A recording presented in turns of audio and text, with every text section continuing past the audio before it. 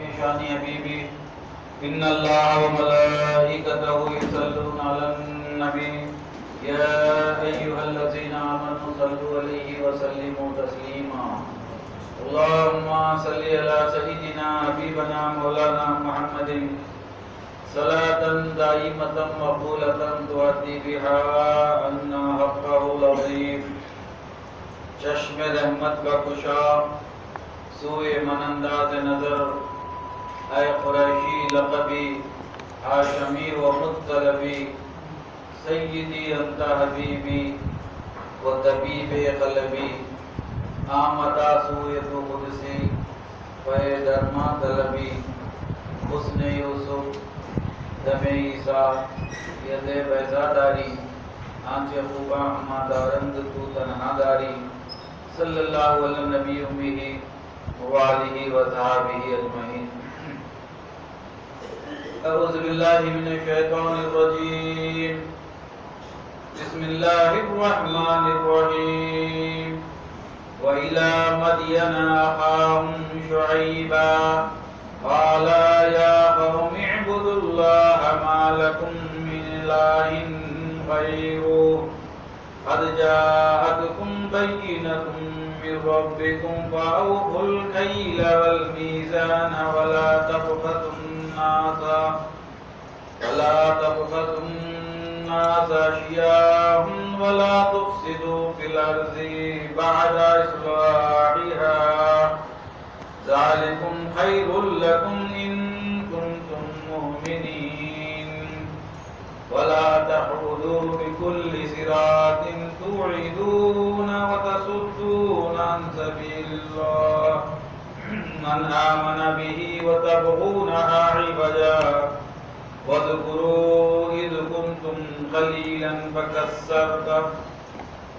فَكَثَّرَكُمْ وَانظُرُوا كَيْفَ كَانَ عَاقِبَةُ الْمُفْسِدِينَ صدق اللہ العظیم وصدق رسوله النبي الكريم ونحن على ذلك لمن الشاهدين والحمد لله رب العالمين. محترم بزرگ حضرات، عزیز ساتھیوں، نوجوان بچوں، بس پردہ سماعت فرمانے والی ہماری محترم ماں بہن، ابھی آپ کے سامنے 8ویں پارے کی آخری آیتیں اور سورہ اعراف کی 85 86 دو آیتیں تبرکت تلاوت کی گئی ہے. وقت میں اس سراہنے پر انشاءاللہ تعالی اگلی آیات کی تفسیر بھی بیان کرنے کی سعادت حاصل کی جائے گی. گزشتہ باری میں آپ اور ہم نے لوط علیہ السلام کے واقعات سنے. در سنت الہی جو آپ اور ہم دیکھتے آ رہے ہیں وہ یہ ہے کہ جس قوم میں جن چیزوں کی زیادتی ہو جاتی ہے اور ان زیادتی کی وجہ سے اللہ تعالیٰ ان پر عذاب نازل کر دیتا ہے. لوط علیہ السلام کی قوم میں لواطت کا اضافہ ہو گیا تھا. لوط علیہ السلام نے اپنی قوم سے کہا تھا کہ تم وہ اس دنیا میں وہ بدبخت قوم ہو جس نے سب سے پہلے لواطت ہوموسیکسولیٹی کا ایجاد کیا ہے. اللہ تعالیٰ نے ان پر لعنت نازل فرمائی، عذاب نازل فرمایا اور اس روئے زمین سے لوط علیہ السلام کی ساری قوم کو نیست و نابود کر دیا. پچھلے چند ہفتوں سے ہم صالح علیہ السلام، لوط علیہ السلام کی قوموں کے واقعات سن رہے ہیں اور ان قوموں کے واقعات بیان کرنے میں قرآن کا مقصد یہ ہے کہ موجودہ زمانے کے لوگ پرانے زمانے کی قوموں کے حالات سے واقفیت حاصل کریں اور اللہ اور اس کے رسول صلی اللہ علیہ وسلم کی نافرمانی کی وجہ سے اگرچہ ہم پر بھی ایسے حالات آ سکتے ہیں جیسا کہ پچھلی قوموں پر آئے تھے. پچھلی قوموں کے سامنے تمام انبیاء علیہ السلام نے کلمہ طیبہ لا الہ الا اللہ پیش کیا. قوموں نے ماننے سے انکار کیا، اللہ کے رسولوں کو دھمکایا، ڈرایا، ان کو قتل کیا اور ان کی مخالفتیں کی. گزشتہ باری میں آپ نے سنا کہ لوط علیہ السلام کی قوم نے لوط علیہ السلام کی مخالفت کی. اللہ تعالیٰ نے عذاب نازل کیا. ہر قوم میں کچھ نہ کچھ برائیاں ضرور ہوتی ہیں اور جس قوم میں کوئی برائی اپنے عروج پر پہنچ جاتی ہے، میں پھر دہراتا ہوں، کسی قوم میں کوئی برائی اگرچہ اپنے عروج پر پہنچ جاتی ہے، بہت زیادہ ہو جاتی ہے قوموں میں وہ برائی، تو اللہ تعالیٰ اس قوم پر عذاب نازل کرتا ہے، یہاں تک کہ سوئے زمین سے ان قوموں کو نیست و نابود کر دیتا ہے۔ اور قرآن نے کہا کہ اللہ کے لیے کوئی مجبوری نہیں ہے کہ اللہ تعالیٰ تمہیں بھی سوئے زمین سے اٹھا دے، تمہیں بھی سوئے زمین سے نیست و نابود کر دے اور تمہاری جگہ کوئی نئی قوم لے کر آئے جو تم سے زیادہ متقی اور پرہیزگار ہو، اللہ اور اس کے رسول کی فرمانبردار ہو۔ یہ اللہ تعالیٰ کے لیے ایسے کام کرنا کوئی مشکل کام نہیں ہے۔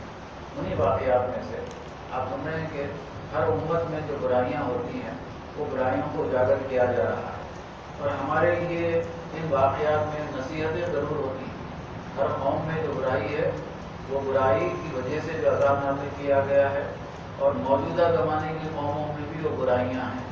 اس زمانے کی قوموں میں جو برائی تھی وہ کم ناپنا اور کم تولنا تھا۔ شعیب علیہ السلام کی قوم پہ صرف اور صرف اس وجہ سے عذاب نازل کر دیا گیا کیونکہ وہ کم ناپتے تھے اور کم تولتے تھے۔ دوسری بات آج کی آیت میں جو سمجھائی گئی وہ یہ ہے کہ وہ راستوں پر بیٹھا کرتے تھے، غنڈہ گردی کیا کرتے تھے، لوگوں کو راہ راست پہ ہٹایا کرتے تھے، ان کی مخالفتیں کیا کرتے تھے۔ یہ آج کے دور میں بھی ہو رہا ہے۔ تو اس دور میں جو کم تولنا، کم ناپنا، پوری قوم کو اللہ تعالیٰ نے شعیب علیہ السلام کی قوم کو محض کم ناپنے کم تولنے کی وجہ سے عذاب نازل کیا، اور وہ قوم اس روئے زمین سے اٹھا دی گئی، برباد کر دی گئی۔ اللہ تعالیٰ نے ارشاد فرمایا وَإِلَىٰ مَدْيَنَ أَخَاهُمْ شُعَيْبًا، کہ پھر ہم نے شعیب کو ان کی قوم میں، ان کے قبیلے میں، انہی میں سے ہم نے شعیب علیہ السلام کو مدین میں مبعوث فرمایا۔ انہوں نے اپنی قوم سے کہا، جیسا کہ پچھلے کئی آیتوں سے آپ سنتے آ رہے ہیں کہ ہر نبی اپنی قوم سے یہ ضرور کہہ رہا ہے۔ شعیب علیہ السلام نے بھی اپنی قوم سے کہا، قالا، شعیب علیہ السلام نے کہا کہ یا قومی، یا حرف ندا ہے، اپنی قوم سے مخاطب ہو کر محبت اور شفقت کے ساتھ کہہ رہے ہیں کہ یا قومی، کہ اے میری قوم، یا قومی اعبدوا اللہ، کہ اے میری قوم صرف اور صرف اللہ تعالیٰ کی ہی عبادت کرو، اور بتوں کی اور دوسرے اشیاء کی جو تم عبادت کرتے ہو معبود سمجھ کر وہ حرام ہے، اس کی عبادت مت کیا کرو۔ ما لکم من الہ غیرہ، کیونکہ اس کائنات میں اللہ تعالیٰ کے علاوہ کوئی دوسرا معبود ہے ہی نہیں۔ جب کوئی دوسرا معبود ہے ہی نہیں تو صرف اور صرف اللہ تعالیٰ کی ہی عبادت کرنی چاہیے، تم اللہ کی ہی عبادت کرو، کیونکہ اللہ تعالیٰ ہی صرف اور صرف عبادت کے لائق ہے۔ قد جاءتکم بینۃ من ربکم، تمہارے پاس بینات آ گئے ہیں، روشن نشانیاں آ گئی ہیں۔ اللہ کا کلام تم میں موجود ہے، اللہ کے نبی شعیب علیہ السلام تم میں موجود ہے، اللہ کی وحی آ رہی ہے، اللہ کے احکامات تم میں نازل کیے جا رہے ہیں۔ یہ سب کے سب بینات ہے۔ بینات کے معنی ہوتے ہیں نشانی کے، اور نشانیوں میں ہمارے زمانے میں اگرچہ کوئی بینات ہے تو قرآن مجید اللہ تعالیٰ کے بینات میں شامل ہے۔ حضور پاک صلی اللہ علیہ وسلم کی ذات گرامی ہے، شاعر اللہ ہے، حج ہے، زکوٰۃ ہے، روزہ ہے، نماز ہے، شریعت کے تمام احکامات بینات میں شامل ہیں۔ اللہ تعالیٰ کی جانب سے واضح نشانیاں تمہارے پاس، واضح نصیحتیں تمہارے پاس بھیجا دی گئی ہیں۔ شعیب علیہ السلام نے بھی یہی کہا کہ قد جاءتکم بینۃ من ربکم، کہ تمہارے رب کی جانب سے بینات، کھلے کھلے واضح نشانیاں تمہارے پاس بھیجا دی گئی ہیں۔ اور ان تمام واضح نشانیوں میں سب سے واضح نشانی اس قوم کی، اس ملت کی نبی ہوتے ہیں۔ ہر قوم میں ان کے جو نبی ہوتے ہیں وہ اللہ تعالیٰ کی جانب سے واضح نشانی ہوتے ہیں، کیونکہ وہی شریعت احکامات کو نافذ کرتے ہیں اور اللہ کے شرعی احکامات پر وہی عمل کر کر بتلاتے ہیں، تو وہی اللہ تعالیٰ کے بینات میں سے ہوتے ہیں کہ بالکل واضح نشانیوں میں سے جو سب سے بڑی واضح نشانی ہوتی ہے وہ اللہ کے نبی ہوتے ہیں اس قوم میں جس قوم میں وہ مبعوث کیے جاتے ہیں۔ شعیب علیہ السلام نے بھی یہی کہا اپنی قوم سے، اور ان سے کہا دو احکامات انہوں نے شعیب علیہ السلام نے اپنی قوم سے کہے۔ پہلا حکم یہ دیا کہ فَأَوْفُوا الْكَيْلَ وَالْمِيزَانَ، کہ میں تمہیں حکم دیتا ہوں، اور یہ حکم کس کی جانب سے؟ اللہ تعالیٰ کی جانب سے۔ کیا ہے پہلا حکم؟ کہ پہلا حکم یہ ہے کہ تم پوری طرح سے تولا کرو، اور تول میں کسی قسم کی نہ ناپ میں کمی کرنا چاہیے، نہ تول میں کمی کرنا چاہیے۔ ناپنے کا پیمانہ الگ ہے اور تولنے کا پیمانہ الگ ہے۔ ناپنے کا پیمانہ جیسا کہ ہم میٹر وغیرہ کہتے ہیں، تولنے کا پیمانہ جیسا کہ ہم لیٹر وغیرہ کہتے ہیں۔ جو میٹر ہوتا ہے اس کو ناپنے کا پیمانہ، جو لیٹر ہوتا ہے وہ تولنے کا پیمانہ۔ شعیب علیہ السلام نے کہا کہ اللہ تعالیٰ نے تمہیں حکم دیا ہے اور اللہ کے اس حکم کو میری جانب سے تم تک پہنچایا جا رہا ہے کہ تم دو کام ہرگز نہیں کرنا۔ پہلا کام کیا ہے کہ تول میں کمی نہیں کرنا اور ناپ میں کمی نہیں کرنا۔ اب تول میں اور ناپ میں کسی بھی طرح سے کمی ہو سکتی ہے، ترازو کے دونوں پڑھوں کو برابر نہیں رکھا جاتا، یہ بھی کمی ہو گئی، یا پھر ایک پڑھے میں کچھ وزن جس طرف باٹ رکھتے ہیں اس میں کچھ دوسری چیزیں ملا دی جاتی ہے، باٹ کا جو پیچھے وہ برابر کرنے کے لیے جو سیل لگایا جاتا ہے اس کو نکال دیا جاتا ہے، اور جس جانب اشیاء رکھی جاتی ہے اس کے نیچے کوئی وزن زیادہ کر دیا جاتا ہے تاکہ کم تولا جائے اور زیادہ پیسے لیے جائے۔ ناپ میں بھی ایسے ہی ہوتا ہے، جب کپڑا ناپتے ہیں تو اتنی تیزی سے کپڑا ناپتے ہیں کہ ہماری نگاہ بھی وہاں تک نہیں پہنچ سکتی، 2-4 سینٹی میٹر صحیح، لیکن جب تھان میں دیکھیں گے تو 1-2 میٹر کا اس میں کمی ہو جاتی ہے۔ اس ناپ اور تول ہے، اللہ تعالیٰ نے تو حکم دیا کہ تمہارا ناپ اور تول میں ہرگز کمی نہیں کرنا۔ یہ ہمارے زمانے میں بہت زیادہ ہے، ہمارے زمانے میں بہت زیادہ ہے۔ آپ اگر چلے کہ میں مثال لے کر سمجھاتا ہوں کہ آپ اگر کے دیکھیں فروٹ مارکیٹ میں جائیں یا موز کی منڈی پر جائیں یا سیب لینے کے لیے جائیں تو جو سیب میں جو خرابیاں ہوتی ہیں اس کو نیچے کی جانب رکھ دیا جاتا ہے اور سیب کے اچھے حصے کو اوپر کی جانب رکھ دیا جاتا ہے، اور موز میں بھی ایسے ہی کہ تمام میوہ جات میں میوہ بیچنے والے ایسا ہی کرتے ہیں۔ اور پھر ان کی ضرور عادت ہوتی ہے کہ جب آپ موز کی منڈی پر جائیں گے تو جو قیمت بولیں گے اگر چاہے وہ قیمت نہ دیں ان کو اور قیمت کم کر دیں تو پھر وہ 1 درجن موز میں 2 موز تو ضرور سڑے گلے کچھ نہ کچھ خراب دے دیں گے تاکہ وہ ان کے پیسے کمپنسیٹ ہو جائیں۔ تو بعض چیزوں میں میرا یہ کہنا ہے، ماننا ہے کہ بعض چیزوں میں ہم وہ کمی زیادتی نہ کریں، بحث مباحثہ نہ کریں قیمتوں میں کم کرانے میں۔ اگر ہم قیمت کم کراتے ہیں تو وہ ہمیں پھر دوسری طرف سے نقصان پہنچاتا ہے جو ہمارے علم میں بھی نہیں آ سکتا۔ صحیح طریقہ یہ ہے کہ اس کے مطلوبہ قیمت پر شے خریدیں اور اچھی طرح سے اس کو پرکھ لیں، دیکھ لیں، اس کو بھی کوئی اعتراض نہیں ہوتا۔ اس زمانے میں ہمارے اخلاق ان کے بہت زیادہ خراب ہو گئے ہیں، لہٰذا ناپ تول میں سب سے پہلے خرابی آ گئی ہے۔ انسان بہت زیادہ تیزی کے ساتھ دولت کمانا چاہ رہا ہے، اور دولت تیزی کے ساتھ اسی وقت کمائی جا سکتی ہے جبکہ دولت کو غلط راستوں سے کمایا جائے، کیونکہ ہمارا آپ کا مشاہدہ ہے اگرچہ عقل حلال کمانے بیٹھے ہیں تو عقل حلال میں اتنی تیزی سے زیادتی نہیں ہوتی، عقل حلال کا گراف بہت تیزی کے ساتھ اونچائی پر نہیں پہنچتا۔ آج تھے کل کچھ ہو گئے، آج گراؤنڈ فلور پہ تھے کل پینٹ ہاؤس میں ہو گئے، یہ آسانی کے ساتھ نہیں ہو سکتا جب تک کہ کچھ نہ کچھ سائڈ سے نہ کیا جائے، ورنہ جو عقل حلال جس کو ہم کہتے ہیں اس میں تیزی سے اچھال نہیں آتا۔ تو اس بات کا بھی خیال رکھنا چاہیے۔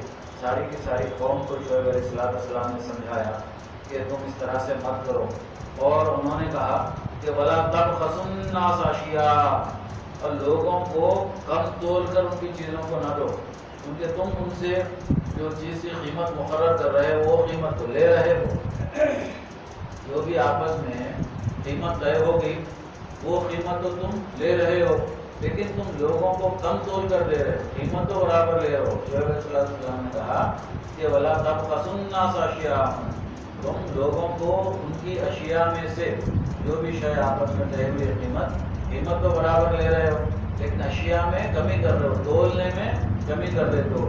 ہمارے زمانے ہمارے لینگویج میں جس کو دکنی زبان میں اس کو ڈنڈی مارنا کہتے ہیں، ڈنڈی ضرور مار دیتے ہو، سمجھ میں نہیں آتا۔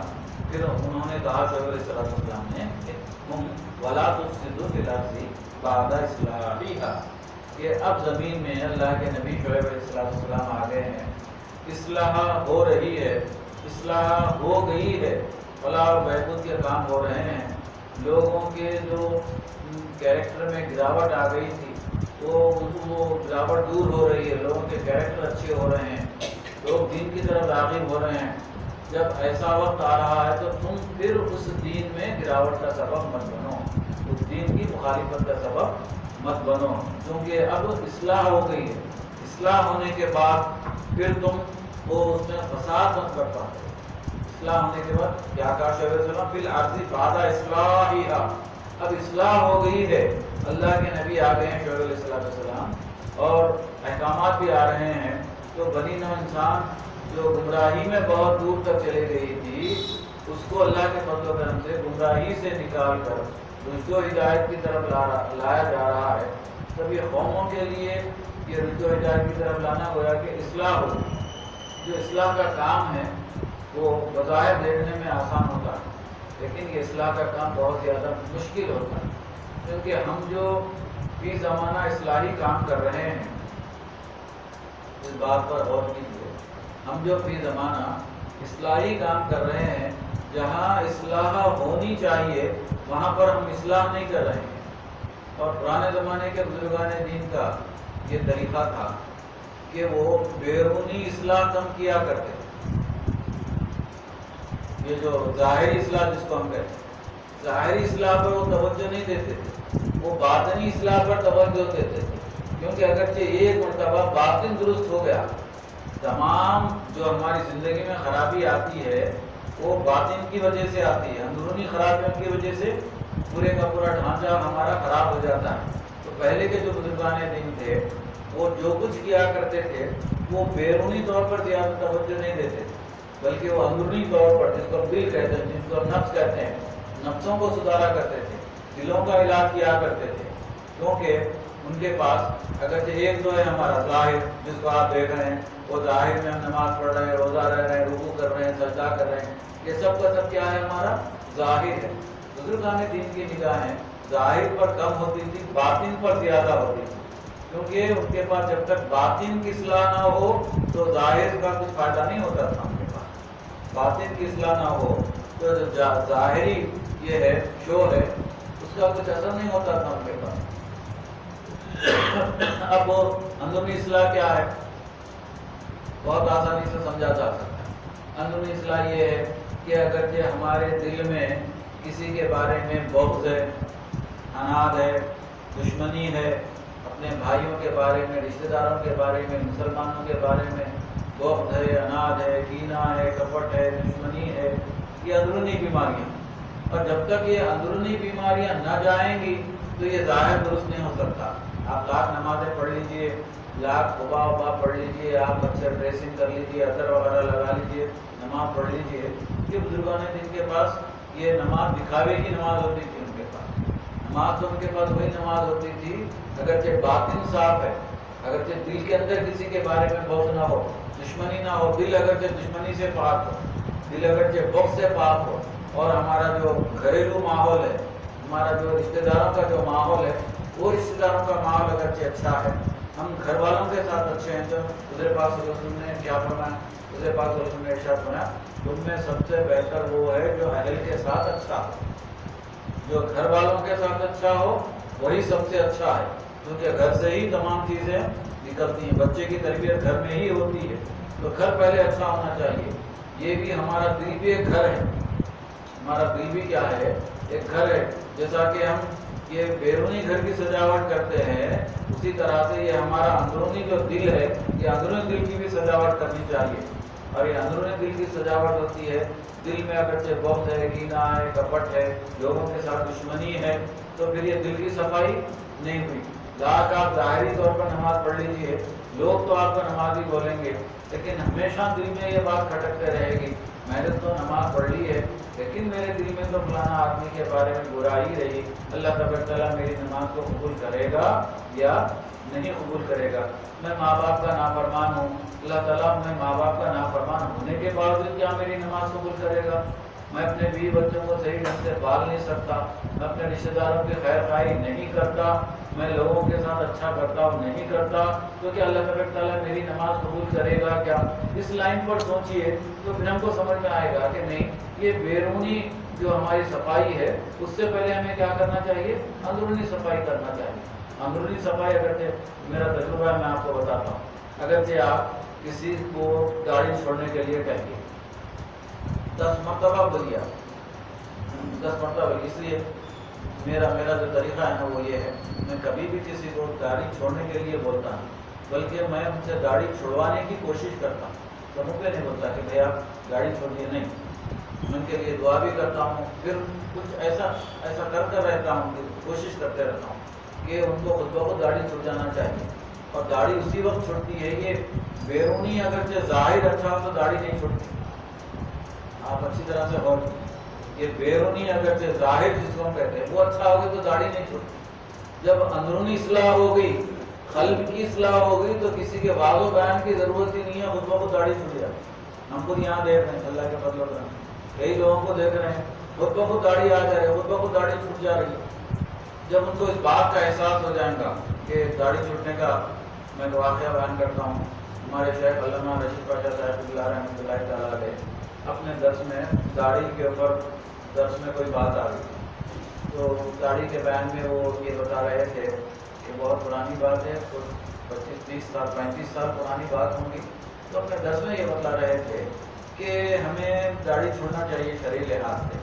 وہ اپنے انداز سے سمجھا رہے تھے. انہوں نے کہا کہ قرآن و حدیث سے ہٹ کر یہ تو آپ کو معلوم ہے کہ داڑھی چھوڑنا سنت ہے، سب کچھ ہے، یہ تو بات ہے، لیکن وہ اس طرح سے سمجھا رہے تھے اپنے سننے والوں کو کہ موت تو کبھی بھی آ سکتی ہے، موت کا کوئی وقت مقرر نہیں ہے، کبھی بھی وقت آ سکتے. اب آپ اچھی خاصی پیسے دے کے سنت کو مٹا کے کر کے بہترین کلین شیو کر لے کر آ گئے گھر میں، آتے ہی موت کا فرشتہ آیا، آ کے بولا کہ چلیے آپ خدا حافظ ہونا ہے. اب اس کو بولے کہ نہیں ذرا موقع دیجیے، تھوڑی داڑھی آنے دو، کہ چہرے سے کیسا مرنا. اب خبر میں قیامت آنے تک یہ جتنے چہرے سے رہنا ہے، کیسا رہنا، شرمندگی ہوتی، ذرا موقع ملتا نہیں، موقع نہیں ملتا. بولتے نہیں یہ اتنے سال موقع دے دیے، 60-65 سال 40 سال 45 سال، اب موقع نہیں ہے، چلیے. ہمارے حضرت نے جو ہم کو سمجھایا تھا، میں آپ کو وہ جملہ سناتا ہوں کہ میری بات میں سے جملہ سناتا ہوں. ہمارے حضرت نے کہا یہ برد محال اب ایسا گیس کیجیے. انہوں نے کہا کہ آپ کیا کیجیے، گیس کیجیے. کیا گیس کیجیے کہ جب ہمارا وصال ہو گیا اور قبر میں ہمارے جسم میں دوبارہ روح ڈال دی گئی اور فرشتے آئے ہم سے سوال کیے اور انہوں نے حضور پاک صلی اللہ علیہ وسلم کی شبیہ بتائی اور کہا کہ ان کے بارے میں آپ کا کیا خیال ہے. ہم کو تو حضور سے محبت ہے، ہم تو بولیں گے کہ ہمارے نامدار محمد مصطفیٰ صلی اللہ علیہ وسلم ہے. یہاں پر انہوں نے وہ ہمارے شہر میں یہاں پر رک گئے تھے. پھر انہوں نے کہا کہ ہم تو حضور کو پہچان لیں گے، ہم تو حضور کو پہچان لیں گے، اگر جب حضور یہ کہہ دیے کہ یہ میری امتی کا چہرہ نہیں ہو سکتا، میں نہیں پہچانتا، تب ہم کہاں جائیں گے خبر میں سے اٹھ کے. ایسا کہا اگر جب حضور یہ کہیں کہ یہ تو میرے امتی کا چہرہ ہو ہی نہیں سکتا، یہ تو میں نہیں پہچانتا، یہ فرض محال ایسا ہے ایگزامپل دے کر. پھر اب ہم خبر میں سے کہاں جائیں گے. میں نے دیکھا اتوار کے دن درد ہوتا تھا، وہ ایسا لوگوں کے ذہنوں پر، نوجوانوں پر ایسا اثر ہو گیا، خود بخود ہلکی ہلکی ہلکی ہلکی داڑھی. دوسرے اتوار داڑھی تو اندر رہی تھی، اس کو چھوڑنا وہ یہ کچھ ہے نہیں. داڑھی آنا شروع ہو گئی اور اللہ کے فضل و کرم سے تھوڑے دنوں میں سب کے چہروں پر داڑھی برآمد ہو گئی اور سب کے سب اطمینان سے وہ خوف، جس کو ہم خوف خدا، خوف الہی. تو بزرگوں کا یہ طریقہ ہوتا تھا، بزرگوں کا یہ طریقہ ہوتا تھا کہ وہ اندرونی علاج کر دیتے تھے، دل کو ہلا دیتے. جب دل ایک مرتبہ ہل جاتا ہے اس میں تغیر آتا ہے. بیرونی تغیرات سے کچھ نہیں ہوتا، اندرونی تغیرات ہونا چاہیے. ایک مرتبہ دل میں تغیر آ گیا تو ساری کی ساری زندگی کیا ہو جاتی ہے، تبدیلی آ جاتی ہے. پھر وہ بندہ نمازی، پرہیزگار، یہ وہ سب تو کسی کے کہنے سے یہ نہیں ہوتا. تو بتا ہمارا دل کیا ہونا پڑتا، اندر سے راضی ہونا پڑتا. تو جب یہ تغیرات ہماری زندگی میں آ گئے، شیخ علیہ السلام نے بھی کہا کہ بعد اصلاحیہ، اب قوم و ملت میں اصلاحات ہو گئے ہیں، بہتری آ گئی ہے، اصلاح ہو گیا ہے، اب تم اس میں فساد مت برپا کرو.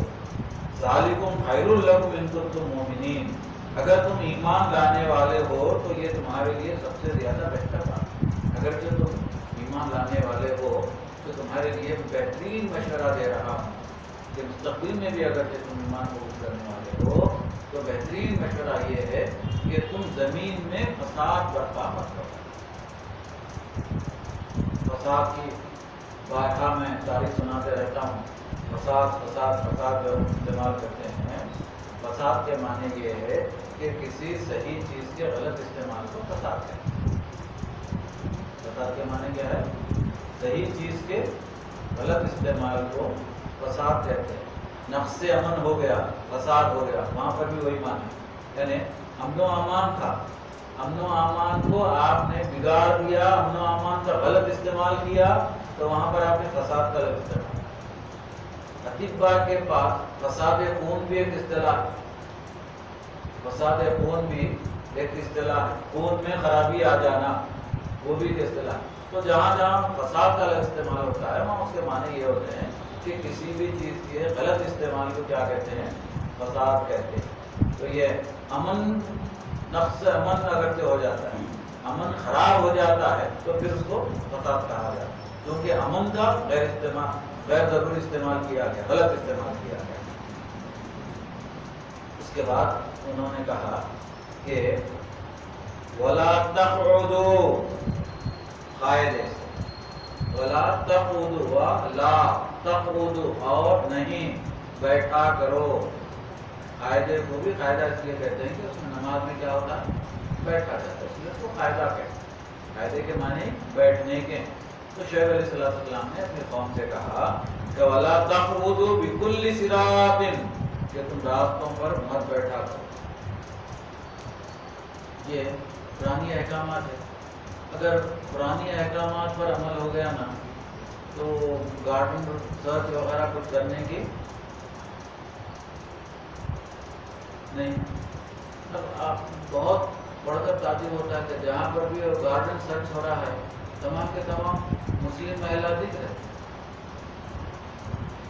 اخباروں میں جو آتا ہے کہ نوجوان بچے گارڈن سرچ کیا ہے، نوجوان بچے رات میں کبوتروں پہ 12، 1، 2، 3 بجے پولیس کی گاڑی آنے تک بیٹھے رہتے ہیں۔ اور میں تو یہاں تک دیکھا ایک محلے میں کہ بچے رات میں آ گئے، بابا بھی آ گئے۔ اب کیسا بیٹھا جا رہا ہے کہ گھر کے اس طرف بابا کے دوستاں بیٹھے ہوئے، بیچ میں سڑک ہے، گھر کے اس طرف بچوں کی ٹیم بیٹھی ہوئی ہوئی، ادھر بچوں کی ٹیم کھی کھا ہا کر رہی، ادھر بابا کی ٹیم کھی کھا ہا کر رہے، پان کھا رہے، سگریٹ پی رہے۔ اب بابا ایسا کرے تو بچے ڈر گئے، کیونکہ بابا جو ہوتے ہیں بچوں کے ماڈل ہوتے ہیں، ماں باپ بچوں کے کیا ہوتے ہیں؟ ماڈل ہوتے ہیں۔ اب وہ ماڈل ہی اگرچہ ایسا ٹیڑھا بنگا ہو گیا تو بچوں پہ کیا سیدھا اثر ہوگا؟ ماڈل سیدھا ہونا، ماڈل ہی ٹیڑھا بنگا زگ زیگ ہے تو بچوں پہ کیا اثر ہوگا؟ والدین آگے شکایت کرتے کہ اگر بچہ خوش شریر ہوگا، شرارت کو کر رہا، نہ شرارت کر رہا، اب تو حضرت 2 سال کے بعد اسکول میں ڈال دے رہے ہیں، چند دنوں میں تو ایسا آنے والا ہے کہ پیدا ہوتے ہی ڈال دینا پڑتا ہے کہ کیا ہے کہ بچوں کو اسکولوں میں نا بیدار کرتے، اس کے بھی دعا بتائیے، اس کے بھی دوا بتائیے۔ اب ہم بولتے بھائی یہ آپ کے کرتوتوں کا یہ ہے، اس کے لیے ہم کیا دعا بتانا، کیا دوا بتانا؟ ٹھیک ہے، آپ ایک کام کرو، آپ اپنے ابا جان کو بلا کے ان سے پوچھیں گے کہ بچپن میں آپ کیا کرتے؟ نکو حضرت میں کیا کرتا تھا میرے کو معلوم ہے۔ اچھی بات ہے، بتا کیا نتیجہ نکلا؟ نتیجہ یہ نکلا کہ اگر ماڈل خود نہیں، ماڈل خود زگ زیگ ہے اور سمجھ رہے ہیں کہ بچہ اچھا نہیں نکل رہا، اچھا نہیں پڑھ رہا، اور جب دیکھو سیل فون پہ لگا ہوا ہے، جب دیکھو یوٹیوب پہ لگا ہوا ہے، وہ لگا ہوا ہے، یہ لگا ہوا ہے۔ مجھے پاس رسول نے ارشاد فرمایا تم اپنے گھروں کو ویران اور قبرستان مت بناؤ، اپنے گھروں کو ویران مت بناؤ۔ صحابہ نے پوچھا کہ گھروں کو ویران بنانے کا کیا مطلب ہے؟ حضور اکرم صلی اللہ علیہ وسلم نے یہ ارشاد فرمایا کہ تم اپنے گھروں میں بھی نماز پڑھا کرو، تم اپنے گھروں میں نماز پڑھا کرو، کیونکہ بچے جو ہوتے ہیں وہ اپنے والدین کو دیکھ کر سیکھتے ہیں۔ بچے کیا سیکھتے ہیں؟ اپنے والدین کو دیکھ کر سیکھتے ہیں کہ ہمارے ابا جان کیسی نماز پڑھا کرتے تھے، وہ جو بچہ ہوتا ہے نا اس کے ذہن پر اس کے والدین کا اثر بہت ہوتا ہے. ایک تو والدین کا اثر ہوتا ہے اور ایک تو ٹیچر کا اثر ہوتا ہے. اب ٹیچر اگر جو غلط بھی پڑھا دیے, ہم گھر میں بولے نہیں آپ کے ٹیچر غلط پڑھا, یہ صحیح ہے, بچہ نہیں مانتا. اگرچہ آپ بولے کہ نہیں KIT کائٹ نہیں ہے اور CIT ہے, تو میں بولتا نہیں ہمارے میڈم CIT بولے CIT KIT نہیں ہو سکتا, کائٹ نہیں ہو سکتا. میڈم کیا بولے CIT کریکٹ ہے, کیونکہ اس کے سامنے جو رہنما ہے, ماڈل ہے, اس کا بہت زیادہ ایکسیپٹنس ہوتا ہے. اسی طرح سے والدین جو ہیں ان کا بھی بچے بہت زیادہ اثر. اس لیے حضرت پاک صلی اللہ علیہ وسلم نے ارشاد فرمایا کہ تم اپنے گھروں کو ویران مت بناؤ. ویران بنانے کا مطلب کیا ہے, تم گھروں میں نماز پڑھا کرو, گھروں میں بھی نفل نماز پڑھا کرو, سنتیں پڑھا کرو, اور جتنا بھی وقت میسر ہے, تاکہ تمہارے بچے گھر میں نماز پڑھتے ہوئے دیکھ کر نماز پڑھنے کا طریقہ سیکھیں. اور بچہ مسجد میں آ کے نماز پڑھنے کا طریقہ سیکھ نہیں سکتا. آپ بولیں گے وہ کیوں؟ اس لیے کہ یہاں پر مسجد میں 3 لوگ 3 طریقے سے نماز پڑھتے. ہم نے غریب کون سا طریقہ سیکھی, اس لیے آپ گھر میں نماز پڑھنا, آپ اس کو نماز پڑھنے کا طریقہ سکھانا, کیسا قیام کرنا, کیسا رکوع کرنا, کیسا سجدہ کیسا کرنا, ہاتھ کہاں رکھنا, نگاہ کہاں رکھنا, یہ ہم بچوں کے اوپر محنت ہی نہیں کر رہے. لہذا بچے کے جہاں جی میں آیا انہیں نگاہ رکھ لے رہا, جہاں جی میں آیا جیسا چاہے انہیں نماز پڑھ لے رہا. پہلے زمانے میں ہوتے تھے ہمارے مساجد ہیں کہ نماز سیکھنے کی ایک جگہ ہوتی ہے. اب تو ہے کیسی نماز سیکھیں گا بچے؟ 3 آدمی 3 طریقے کی نماز پڑھ رہے, ایسا سیکھتا. اس لیے حضرت پاک صلی اللہ علیہ وسلم نے کہ تم اپنے گھروں کو کیا کرو, ویران مت کرو. ویران مت کرو کا مطلب کیا ہے کہ گھروں میں بھی نماز پڑھا کرو, گھروں میں بھی تلاوت ہونی چاہیے روزانہ, گھروں میں بلا ناقہ تلاوت ہونی چاہیے. اتنی زور سے بھی تلاوت نہیں ہونا کہ بازو والے بیدار ہو جائیں, اور اتنی آہستہ بھی تلاوت نہیں ہونا کہ آپ کے گھر کے افراد نہ سنیں. ایسا ماحول پیدا کیجیے. میں اکثر یہ میں کوشش کیا تھا, ایسی کوشش بہت زمانے تک, ایک 8 سال تک مراد شاہ بطی رحمۃ اللہ تعالیٰ کی مسجد ہے, وہاں پر ہمارا 8 سال تک درس ہوا. آج کے دن ہی ہوتا تھا, اتوار کے دن بعد میں معلوم ہو.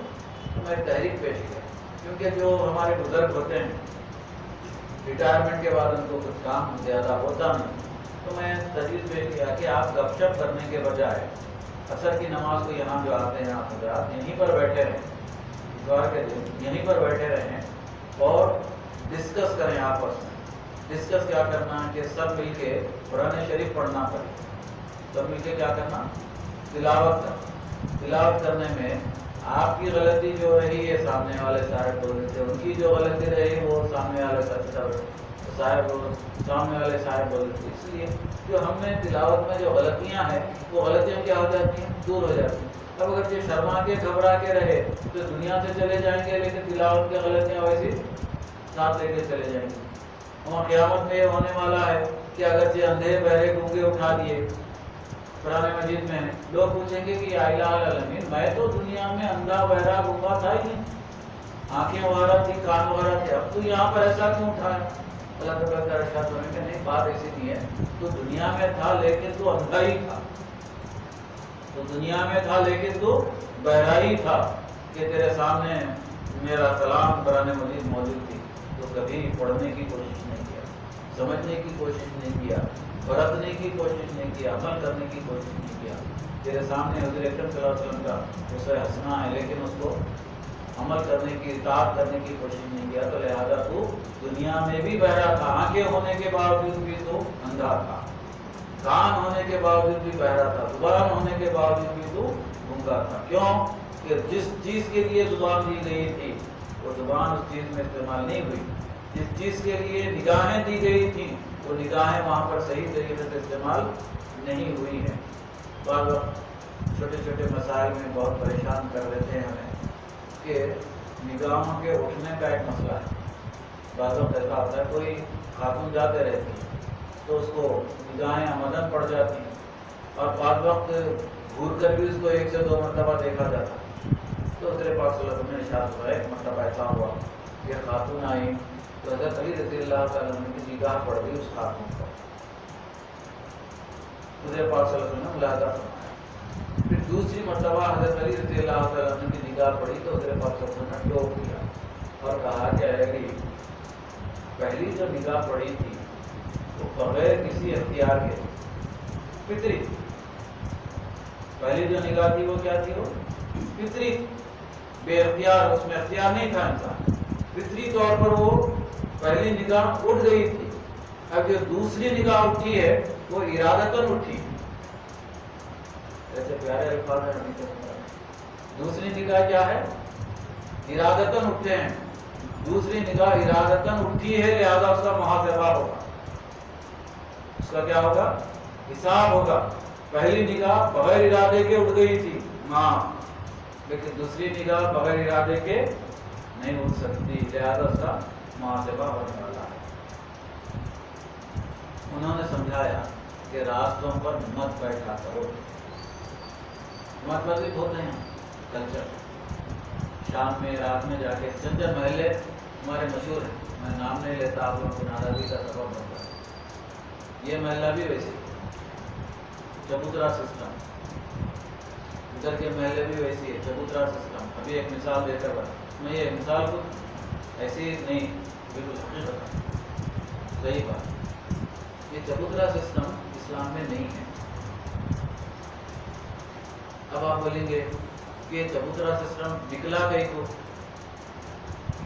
وہ سب جو مسلم معاشرے میں یہ چبوترا سسٹم آیا کہاں سے؟ مسلم معاشرے میں کہیں چبوترا سسٹم باہر سے نہیں آیا۔ دراصل اگر کہ آپ جا کر دیکھیں غریب بستیوں میں جانا، غریب بستیوں میں اب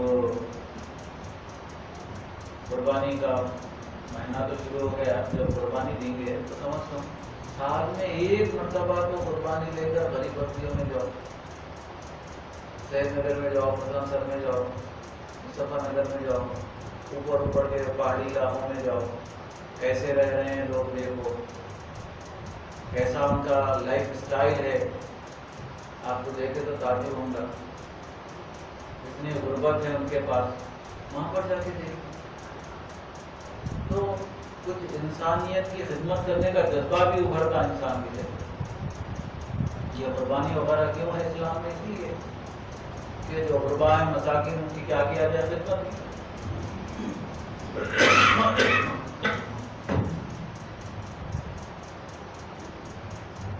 اب تک ہم سمجھتے تھے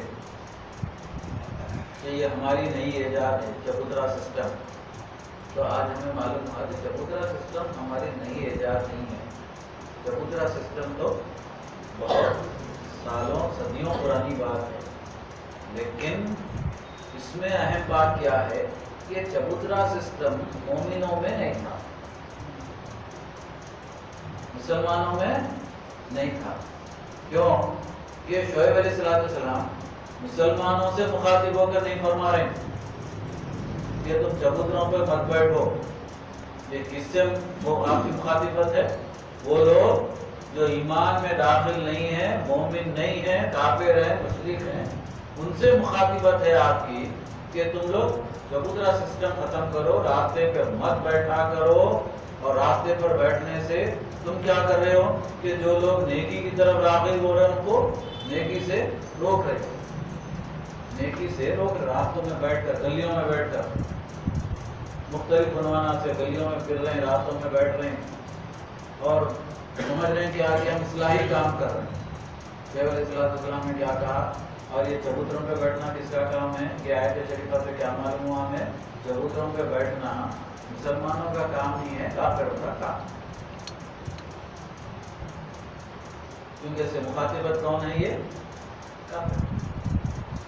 شعیب علیہ السلام نے کافروں سے کہا کہ آپ نے ارشاد فرمایا کہ تم لوگ وَلَا تَقْعُدُوا بِكُلِّ صِرَاطٍ، تم راستوں پر مت بیٹھا کرو، تُعِيدُونَ وَتَصُدُّونَ عَنْ سَبِيلِ اللَّهِ، اور ایمان والوں کو ڈرایا دھمکایا مت کرو راستوں پر بیٹھ کر۔ تو یہ مخاطبت کس کو سمجھ میں آ رہی ہے؟ کافر۔ مخاطبت کس کو سمجھ میں آ رہی ہے؟ مخاطب کس سے ہے؟ یہ کافر۔ کافروں کو حکم دیا جا رہا ہے کہ تم راتوں پر مت بیٹھو. چبوتروں پر بیٹھنا ہمارا شیوا نہیں ہے، چبوتروں پر بیٹھنا کافروں کا شیوا ہے.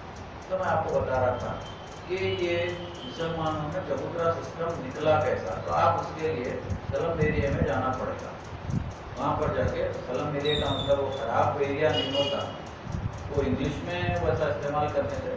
اب ہم اردو میں بولیے اس کو غربا اور مساکین کے محلے میں جائیں گے. وہاں پر یہ چبوترا سسٹم کیوں نکلا، میں جہاں تک سمجھ سکتا ہوں وہ یہ ہے کہ گھر چھوٹا ہوتا. گھر کیا ہوتا؟ چھوٹا ہوتا. اب اس میں ایک کمرے میں پورا جہیز، اے بھائی ایک کمرہ ہے، جہیز کہیں کو لیتے، جہیز سے بھر جاتا کمرہ. وہ کمرے میں پلنگ بھی اس میں، ڈریسنگ ٹیبل بھی اس میں، الماری بھی اس میں، وہ ہر چیز وہ ایک ہی کمرے میں. پھر بچے بھی اس میں، سب اس میں. پھر اس میں ہوا کی آنے جانے کی روشن دان پر نہیں رہتا، ہوا جانے کا کوئی سسٹم بھی نہیں رہتا ایسے ماحول میں. اب اماں بابا بھی اس میں، پھر بہن اور بہن صاحب بھی اس میں، وہی چھوٹے چھوٹے گھروں میں. اب بچہ تھک تھکا کے باہر سے کام پہ سے واپس آیا تو اس کو گھر میں بیٹھ کے گھر والوں کے ساتھ کچھ تبادلے خیال کرنا، بات چیت کرنے کے لیے کئی جگہ ہے ہی نہیں گھر میں. اب انہیں کیا کریں گا؟ لا محالہ گھر میں جگہ نہیں رہنے کی وجہ سے کھانا وانا کھا لے کے دوستوں میں نکل جا کے ادھر ادھر پھر کے پھرا کے آخر میں جب نیند آ کے گھونسلے میں گھستا سو جاتا تو میں اٹھتا نکل جاتا. یہ چبوترا سسٹم کا ارتقا ہے. چبوترا سسٹم نکلا کہیں کو اس لیے نکلا. یہ چھوٹا سا گھر ہے. ہم یہ چاہتے ہیں کہ ہماری یہ کوشش یہ ہے کہ وہ چھوٹے چھوٹے 2-3 کمرے کے گھر میں ہماری بیٹی بھی ہمارے پاس رہنا. غلط ہے. بیٹی بھی کیا رہنا؟ ہمارے پاس ہی رہنا. داماد بھی ہمارے پاس رہنا. پورے بیٹے بابا وہ سب کہاں رہنا؟ ہمارے پاس ہی رہنا. ان کو چلنے جگہ نہیں، پھرنے جگہ نہیں، کھانے جگہ نہیں، نہانے جگہ نہیں، کپڑے بدلنے جگہ نہیں. اب چبوترا سسٹم اگر رائج نہیں ہوگا تو پھر کیا ہوگا؟ نہیں ہوگا. پرانے زمانے میں عربوں میں جو طریقہ تھا وہ یہ تھا، کسی بچے کی شادی کرنا ہے تو شادی کرنے سے پہلے اس کا گھر کا انتظام کر دیں. اب وہاں پر کوئی بچہ اگر گھر چھوڑ کے جانے لگا تو پورا گھر مخالف ہو جاتا. پورا گھر کیا ہو جاتا؟ مخالف ہو جاتا. تو پیدا کرے پالے پوسے، کمانے کے وقت انہیں بیوی لے کے چلے جا رہی، ویلا مچ جاتا. مچتا نہیں. کمانے کے وقت کیا ہو رہا؟ صحیح ہے غلط؟ صحیح ہے. اب ایسے ماحول میں چبوترا سسٹم اگر رائج نہیں ہوگا تو کیا ہوگا؟ بچے 12-1-2 بجے تک باہر، گھر میں تو رہنے جگہ نہیں. 12-2 بجے تک باہر نہیں رہے گا تو کہاں جائیں گا؟ پھر شیخ علیہ السلام نے کہا کہ وہ چبوترا سسٹم ایسا معلوم ہو رہا ہے طریقہ سے کہ اس زمانے میں بھی تھا. تو انہوں نے کہا کہ تم یہ اللہ کے جو نیک بندے ان کو ڈراؤ مت، ان کو ہرگز راستوں پر بیٹھ کر مت ڈراؤ. من آمنا بھی، اور وہ لوگ جو سیدھے راستے پر ہیں بولا تب وہ نہ ان کو سیدھے راستے سے ہٹا کر ٹیڑھے راستے پر لانے کی کوشش مت کرو. کچھ بھی ایک ڈاؤٹ ذہن میں ڈال دیے. انہیں اچھا ہی آ رہا تھا مسجد کو درد سننے ہوئے، اب راستے میں ملے کچھ بھی اس کو ڈاؤٹ ڈال دیا. اب انہیں مسجد میں درد سننے آنے کے بجائے کہیں کا کہیں کیا ہوتا؟ چلے جاؤ. یہی کہا شعیب علیہ السلام نے کہ تم راستوں میں مت بیٹھا کرو، تم راستوں میں کیا کرو؟ مت بیٹھا کرو، اور لوگوں کو اللہ کے سیدھے راستے سے روک کر اللہ کے ٹیڑھے راستے پر مت لے جایا کرو. اللہ کے بندوں کو گمراہ مت کیا کرو. ان کے ذہنوں میں جو خالی ذہن ہے ایسے ڈاؤٹس مت پیدا کرو کہ جس کا جواب نہ تمہارے پاس نہیں ہوتا. ایسے ڈاؤٹ پیدا کر دیتے ہیں جس کا جواب خود تمہارے پاس نہیں ہوتا، کر کے پلٹ کے پوچھا تو جواب نہیں دے سکتے، لیکن ڈاؤٹ ضرور و ضرور پیدا کر دیتے۔ ایسا کہا شعیب علیہ السلام۔ وَاذْكُرُوا، اور اس بات کو یاد کرو اے میری قوم کہ اِذْ كُنْتُمْ قَلِيلًا، تم تو بہت ہی کم تعداد میں تم بہت ہی کم تھے، فَكَسَّرَكُمْ، اللہ تعالیٰ نے تمہیں کثیر بنا دیا، تمہاری تعداد کو زیادہ کر دیا، حالانکہ تم تعداد میں قلیل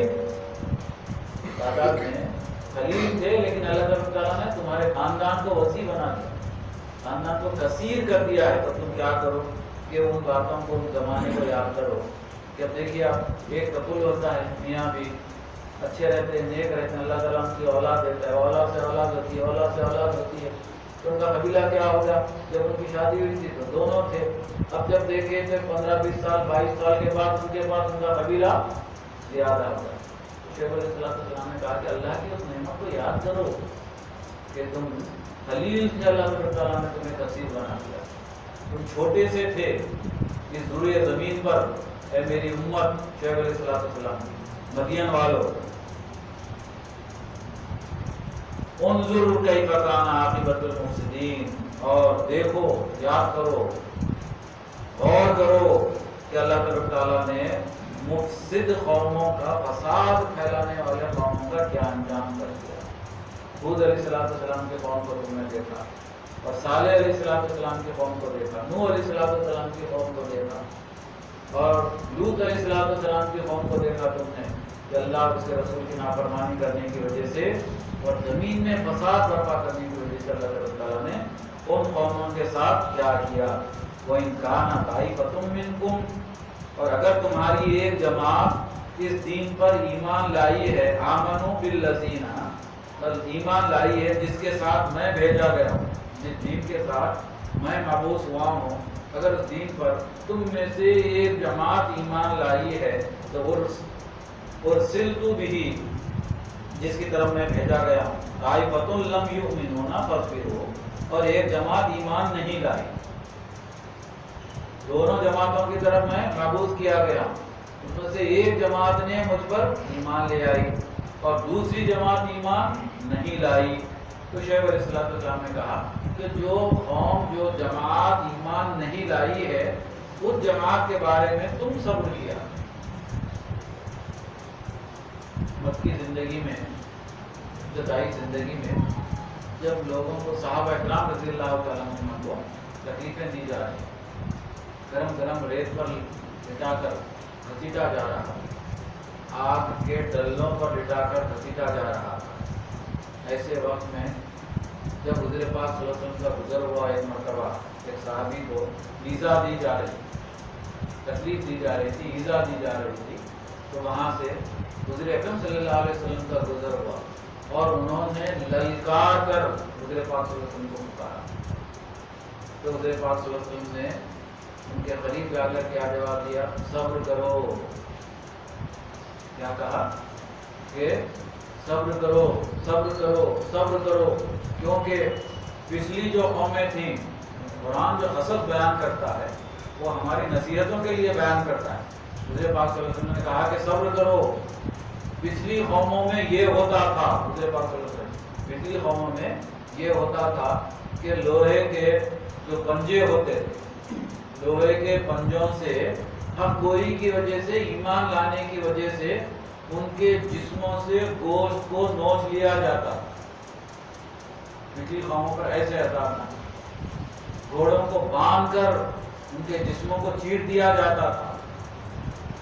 صبر کی تلقین، صبر کرو، تم پھر بھی بہتر ہو، جو کچھ تکلیف دی جا رہی ہے وہ گزشتہ قوموں سے بہت زیادہ کم ہے، کہ گزشتہ قوموں پر جب وہ حق پرست ہوا کرتے تھے، ایمان لاتے تھے، تو ایمان لانے کی وجہ سے لوہے کے پنجوں کو گرم کر کر ان کے جسموں سے گوشت کو نوچ لیا جاتا، گھوڑے دوڑا کر ان کے جسموں کو چیر دیا جاتا، گرم گرم تیل میں ڈال دیا جاتا تھا، پہاڑ کی چوٹیوں سے ان کو پھینک دیا جاتا تھا۔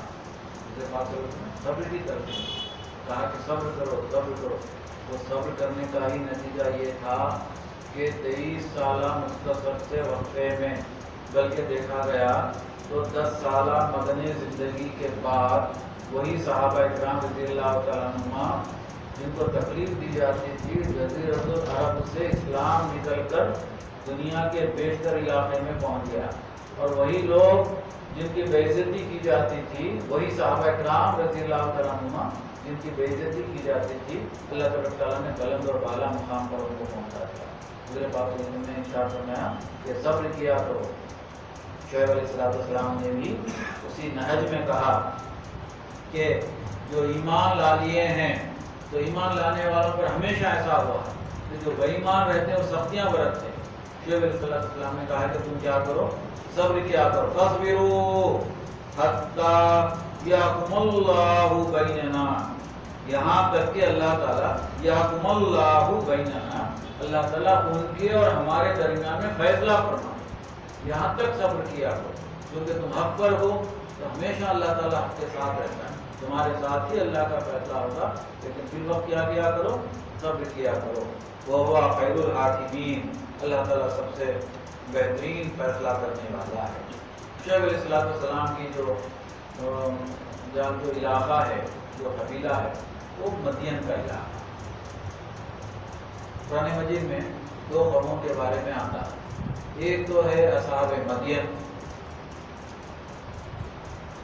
اور ایک ہے اصحاب ایکا. اس کو غلطی سے یکا پڑھ دیتے ہیں، تو صحیح کیا ہے؟ اصحاب ایکا. دونوں کا تذکرہ قرآن میں. اب بعض لوگوں کو غلط فہمی ہو جاتی ہے، بعض لوگوں کو ایسی غلط فہمی ہو گئی کہ اصحاب مدین اور اصحاب ایکا دونوں ایک قوم ہیں، اور محققین نے بتلایا کہ اصحاب مدین اور اصحاب ایکا دونوں ایک قوم نہیں ہے بلکہ الگ الگ قومیں ہیں. اور اتفاق کی بات یہ ہے کہ اصحاب مدین کی طرف بھی شعیب علیہ السلام کو مبعوث کیا گیا. پہلے شعیب علیہ السلام کو مدین میں ہی مبعوث کیا گیا. یہ وہی شعیب علیہ السلام ہے جو حضرت موسیٰ علیہ السلام کے رسول مدین میں، جن کی نبوت ان کو پہلے اللہ تبارک تعالیٰ نے مدین میں مبعوث فرمایا تھا، شعیب علیہ السلام. اور ایکا کے معنی ہیں سرسبز جھاڑیاں والا علاقہ. سرسبز و شاداب جھاڑیاں والے علاقے کو ایکا کہتے ہیں. تو اصحاب ایکا وہ لوگ جو گھنے جھاڑی والے علاقوں میں رہتے تھے. ایک علاقہ سرسبز و شاداب تھا، ہمیشہ خوشحالی رہتی، ہرا بھرا رہتا تھا اور درختوں سے گھراوا رہتا تھا. اس کو ایکا کہا جاتا تھا مقام کو، اور وہاں کے رہنے والوں کو اصحاب ایکا کہا جاتا تھا. تو بعض وقت ایسی غلط فہمی ہوگی، تو محققین نے یہ بتایا کہ نہیں، ایسا نہیں ہے، بلکہ یہ ہے کہ حضرت عبداللہ ابن عمر رضی اللہ تعالیٰ عنہ نے کہا کہ حضور اکرم صلی اللہ علیہ وسلم کے سامنے جب یہ بات پیش کی گئی تو آپ نے ارشاد فرمایا کہ اصحاب مدین اور اصحاب ایکا 2 امتیں ہیں. کہا اصحاب مدین اور اصحاب ایکا 2 امتیں ہیں. اب غلط فہمی ایک جو بعض لوگوں کو ایک سمجھ میں آئی، ایک سمجھ میں کیسا آئی؟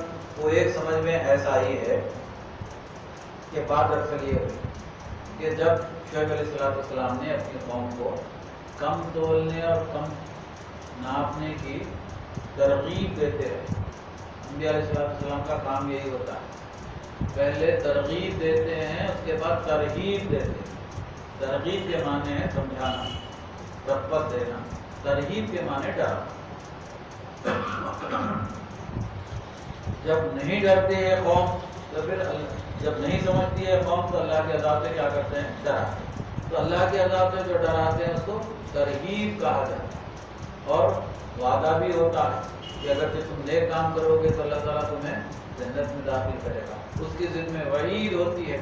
وعید کے معنی ہوتے ہیں کہ اگر تم اللہ اور اس کے رسول کا کہنا نہیں مانو گے تو پھر جہنم میں چلے جاؤ. یہ وعید کو ڈرانا، غریب کو ڈرانا اس طرح سے کہا جاتا ہے. اب یہ ہو کیا گیا تھا کہ بات دراصل یہ ہے کہ اللہ تعالیٰ نے پہلے شعیب علیہ السلام کو مدین میں مبعوث فرمایا. یہ مدین کہاں پر ہے؟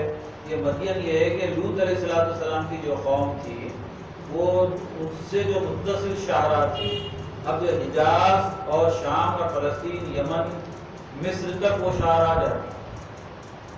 ایک شاہراہ ہے یعنی مین روڈ جس کو ہم کہتے ہیں، وہ کہاں سے جاتی ہے؟ وہ حجاز سے، مکہ مدینے سے ہوتے ہوئے شام، فلسطین، یمن، مصر تک ایک سڑک جاتی ہے، اس کو شاہراہ کہتے ہیں.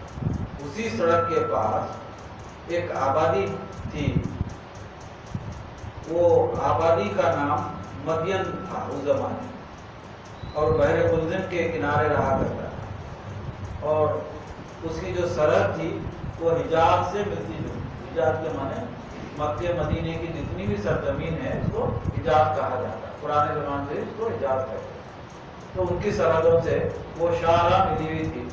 وہیں پر ایک بستی آباد تھی جس مقام کو مدین کہا کرتے تھے، اور اسی بستی میں اللہ تعالیٰ نے حضرت شعیب علیہ السلام کو مبعوث فرمایا تھا. اس کے بعد موسیٰ علیہ السلام کا واقعہ تو آپ ہم سن چکے ہیں بہت ہی تفصیل کے ساتھ، جو کیسا حضرت مدین کو گئے، شعیب علیہ السلام کے صاحبزادیوں سے کیسے ملاقات ہوئی، وہ تو آپ ہم سے سن چکے ہیں. اب آپ کو بتانا یہ ہے کہ جب مدین پر شعیب علیہ السلام کی التجا سے عذاب نازل ہوا، عذاب نازل ہونے کے بعد یہ سورہ شعراء میں، سورہ شعراء کی آیتوں کا ترجمہ میں آپ کو سناتا ہوں کہ سورہ شعراء میں یہ ہے کہ اصحاب یکا نے رسولوں کی تصدیق کی. یہاں پر سورہ شعراء میں اصحاب یکا کا تذکرہ. اور اب ہم سورہ اعراف کی آیت شریفہ 85 پڑھ رہے ہیں، اس میں کس کا تذکرہ ہے؟ اصحاب مدین کا تذکرہ. تو ایسا سمجھ میں آتا ہے کہ سورہ شعراء میں جو اصحاب ایکا ہے وہ کوئی الگ قوم ہے، اور اصحاب مدین کوئی الگ قوم ہے. امتیں دو علیحدہ علیحدہ ہیں، لیکن وہ ایک ہی نبی کے تحت، ایک امت نہیں. ابھی آپ نے حدیث سنی، دو امتیں ہیں لیکن وہ ایک ہی نبی شعیب علیہ السلام کے زیر اثر ہونے کی وجہ سے بعض لوگوں کو ایک ہی امت یا ایک ہی قوم، ایک ہی قبیلہ ایسا سمجھ میں آیا.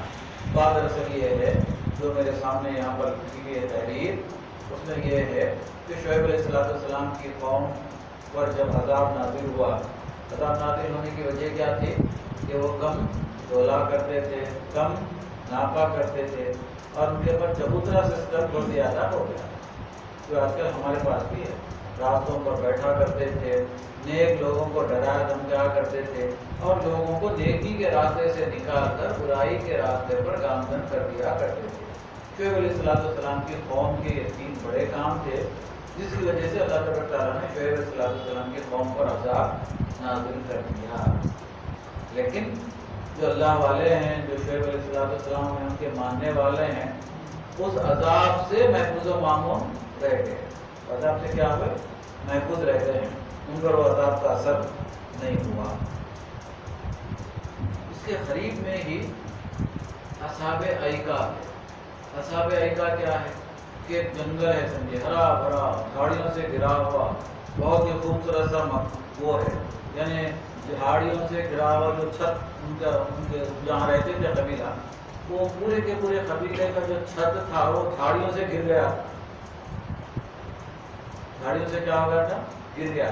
تو اس کو ایکا کہتے تھے. ایکا کے معنی ہے سرد و شاداب جھاڑیوں کا چھت. ایکا کے معنی کیا؟ سرد و شاداب جھاڑیوں کا چھت. اس میں قومیں رہا کرتی تھی، اس لیے ان کو اصحاب ایکا کہا جاتا ہے. شعیب علیہ السلام کو اللہ تعالیٰ نے 2 بارہ، اور انبیاء علیہ السلام میں شعیب علیہ السلام کو یہ عزت اور شرف حاصل، یہ عزت اور شرف حاصل ہے کہ اللہ تعالیٰ نے ایک نبی کو 2 الگ الگ قوموں میں مبعوث فرمایا. ایک ہی نبی کو 2 الگ الگ قوموں میں مبعوث فرمایا ہے. یہ آپ کی فضیلت میں سے ایک شعیب علیہ السلام.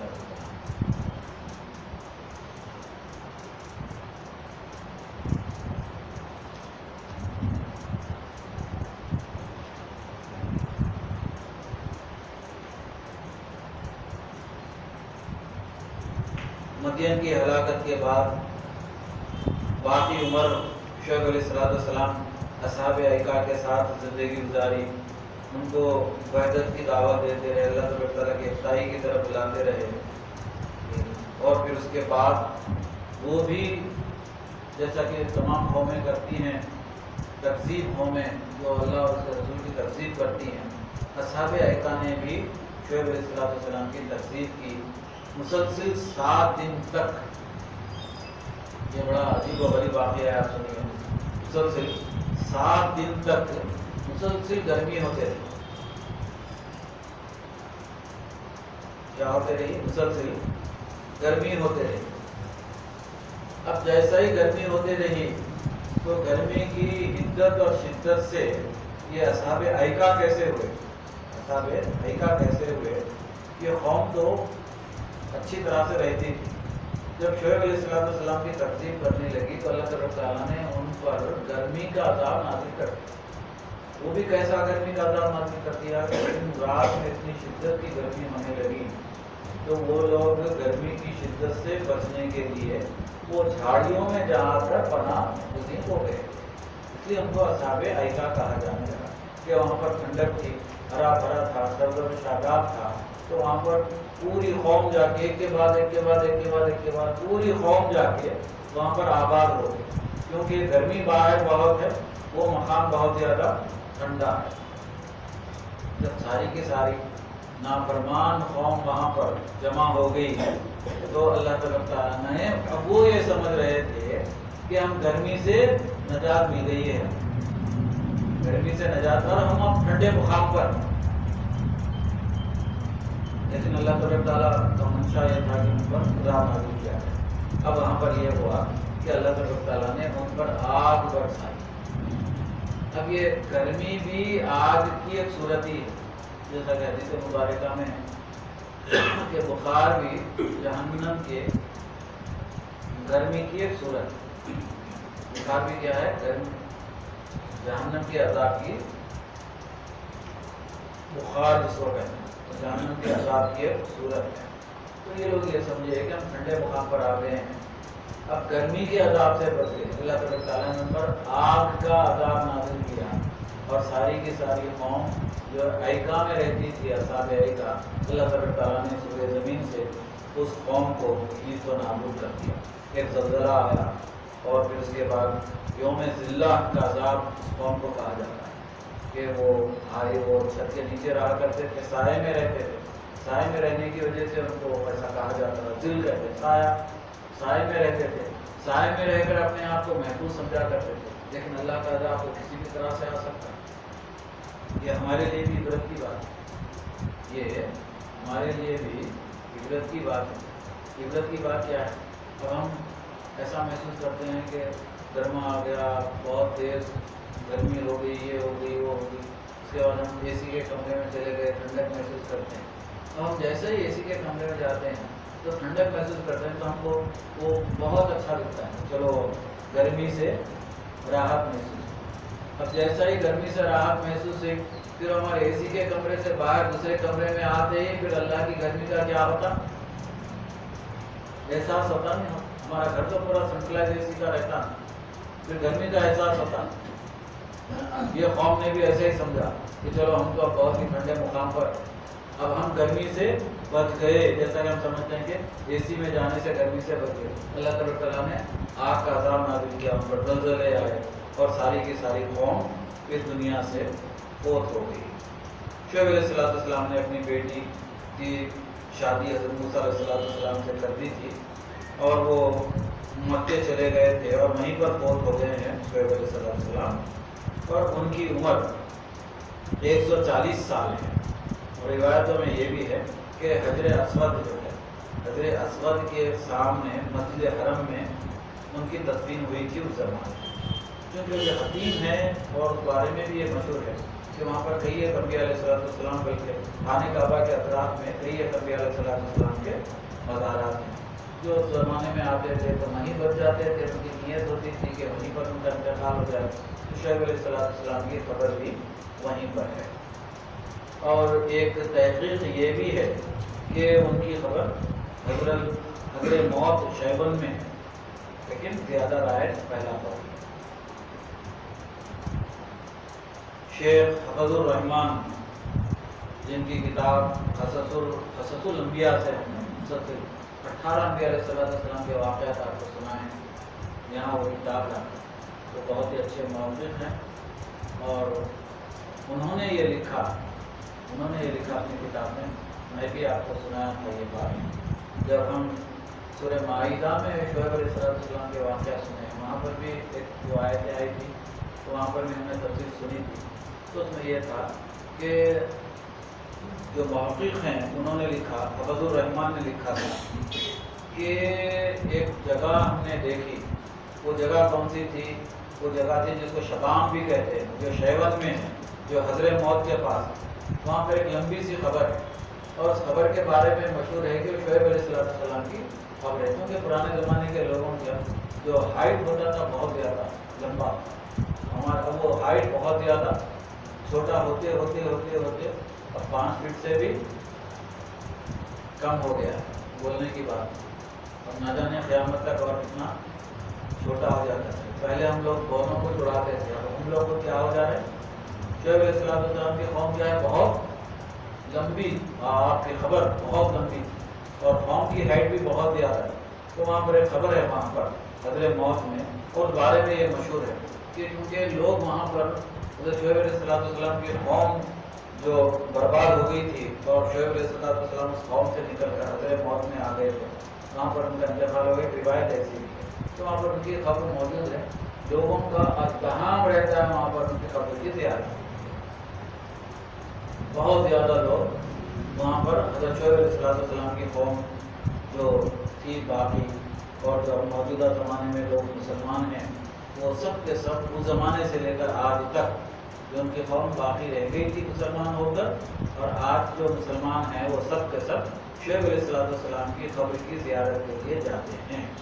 تو اس سے یہ مسئلہ نکالا گیا کہ انبیاء علیہ السلام اور بزرگان دین کے مزارات کی زیارت کے لیے جایا جا سکتا ہے، کیونکہ آج بھی ہزاروں کی تعداد میں حضر موت کے پاس شعیب علیہ السلام کی مزار کی زیارت کے لیے جاتے ہیں۔ اور آپ کا انتقال جب ہوا تو اس وقت آپ کی عمر 140 سال کی، 140 سال کی عمر میں حضرت شعیب علیہ السلام کا انتقال ہو گیا۔ آپ نے اپنی قوم سے جب مخاطب ہو کر کہا، تو جیسا کہ قوم کے سرداران جو ہوتے تھے وہ اگرچہ کسی کی تائید کرتے تھے تو تائید ہو جاتی، اگرچہ مخالفت کرتے تھے تو قوم بھی ان کے مخالف ہو جاتی، ایسی یہ قوم شعیب علیہ السلام کی مخالفت کرتی ہے۔ اور آج یہاں پر اس مسجد میں 8واں پارہ ختم ہوا، سورہ اعراف ابھی جاری ہے، انشاءاللہ تعالیٰ اگلی باری میں جو شعیب علیہ السلام کی قوم کے جو سرداران تھے، جو متکبر تھے، انہوں نے کس طرح سے شعیب علیہ السلام کی مخالفت کی، سننے کی ہم سعادت نصیب کریں گے، اور اللہ کے فضل و کرم سے آئندہ اس مسجد میں 9 پارے کی تفسیر شروع ہوگی۔ یہ بھی ہمارے لیے بڑی عزت کی بات ہے کہ 8 پارے لفظ لفظ حرف آیت آیت شان نزول ترجمے کے ساتھ واقعات کے ساتھ ہم سنتے آئے ہیں۔ اللہ تعالیٰ سے دعا ہے کہ اللہ تعالیٰ ہماری حیات کم از کم اتنی دراز کر دے کہ پورے قرآن مجید کی تفسیر ہم سننے کی سعادت حاصل کریں، یا پھر ایسا بھی ہو سکتا ہے کہ جب تک ہماری حیات ہے، دوسرا پہلو کہ جب تک ہماری حیات ہے اور جب تک اس مسجد میں درس قرآن جاری ہے، ضرور ضرور قرآن مجید کی تفسیر سنتے ہیں، یہ بھی ہمارے لیے سعادت مندی کی بات ہے۔ اللہم صلی علی سیدنا حبیبنا مولانا محمد صلاۃ دائمۃ مقبولۃ وارضی بہا النار قولۃ ربنا آتنا فی الدنیا حسنۃ وفی الآخرۃ حسنۃ وقنا عذاب النار رب اجعلنی مقیم الصلاۃ ومن ذریتی ربنا وتقبل دعاء ربنا اغفر لی ولوالدی وللمؤمنین یوم یقوم الحساب۔ یا اللہ یا رحمان یا رحیم ارحمنا وانت خیر الراحمین وارزقنا وانت خیر الرازقین۔ یا الہ العالمین حضور اکرم صلی اللہ علیہ وسلم کے صدقے میں ہمارے ظاہر کو درست فرما دیجیے میرے مولا۔ یا الہ العالمین ہمارے باطن کی اصلاح فرما دیجیے میرا مولا۔ بغض، عناد، دشمنی، کینہ، کپٹ سے ہمارے دلوں کو پاک و صاف فرما دیجیے، اور ہمارے اندرونی حالات کو درست فرما دیجیے میرے مولا۔ ہمارے گھروں میں جو لڑکیاں ناقابل بیٹھی ہوئی ہیں ان کی شادیوں کا آسانی کے ساتھ انتظام فرما دیجیے، بغیر جوڑے جوڑے کی لعنت سے ہمیں محفوظ و معمون فرما دیجیے، بغیر جوڑے جوڑے کی شادیاں کرنے کی توفیق عطا فرمائیے میرے مولا۔ حضور اکرم صلی اللہ علیہ وسلم کے سبق میں یا الہ العالمین جو بھی قرآن مجید کی تفسیر سنی جاتی ہے اس کو سمجھنے اور اس پر عمل کرنے کے مجھے تمام سامعین کو توفیق عطا فرمائیے۔ ربنا آتنا فی الدنیا حسنۃ وفی الآخرۃ حسنۃ وقنا عذاب النار۔ ربنا اغفر لنا صبرا وثبت اقدامنا وانصرنا على القوم الكافرين۔ سبحان ربك رب العزة عما يصفون وسلام على المرسلين والحمد لله رب العالمين۔ السلام